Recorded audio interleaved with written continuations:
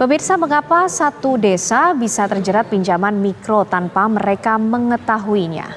Dan kita sudah bersama dengan Kabid Humas Polda Jawa Barat, Kombes Polisi Ibrahim Tompo. Selamat petang, Pak Kabid.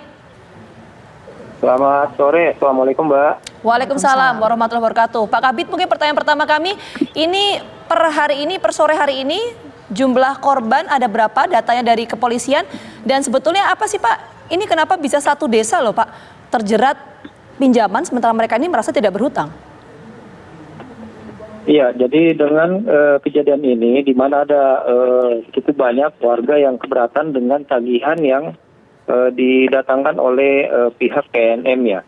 Nah, di mana awalnya laporan itu sebanyak 407 masyarakat, warga masyarakat yang merasa tidak berutang namun ditagih oleh pihak pinjaman PNM.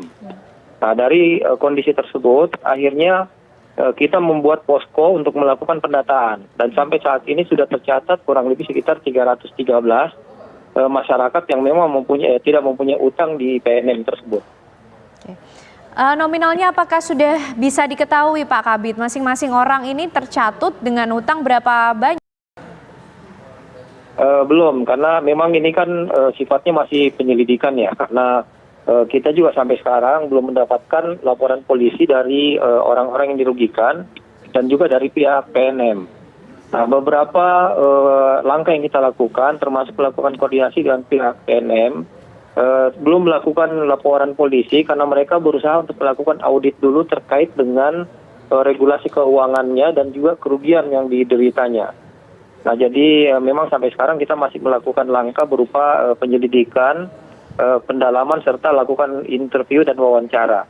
Nah, dari informasi yang kita dapat dari warga, memang ada yang tidak mengetahui berapa jumlah utang yang ditagihkan, tetapi ada beberapa yang menyampaikan juga antara kisaran 800 sampai 2 juta. Oke. Itu kisarannya. Nah Pak Kabid, tadi pertanyaan saya belum terjawab Pak.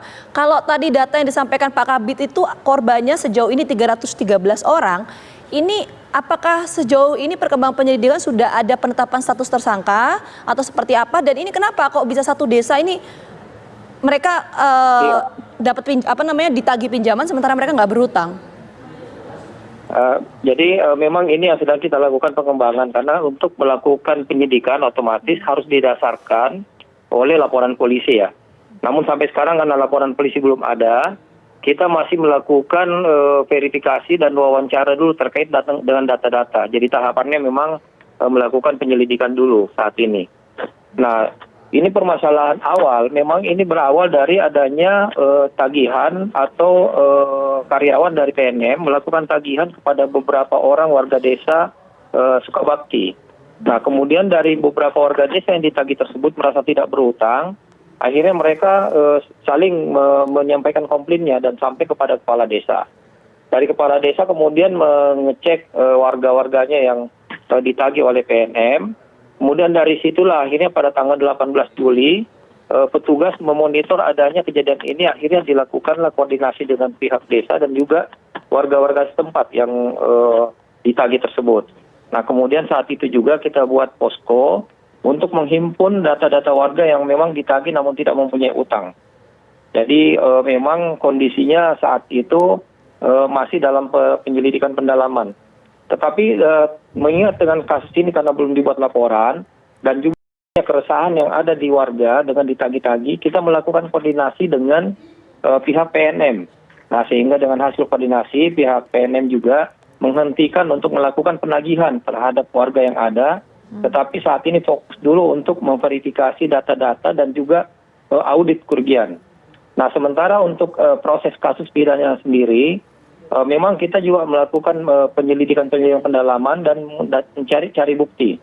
Tetapi dari data-data awal, sementara kita bisa merujuk bahwa sepertinya ini mengarah kepada kasus penipuan yang dilakukan oleh ketua kelompok, di mana dari permasalahan ini ada pengusulan yang dilakukan oleh ketua kelompok masyarakat kepada pihak PNM. Nah, ini yang harus kita dalami untuk melihat pidana apa yang ada di dalamnya. Oke, baik, terima kasih Kabid Humas Polda Jawa Barat, Kombes Pol Ibrahim Tompo sudah bergabung bersama kami di Kabar Petang.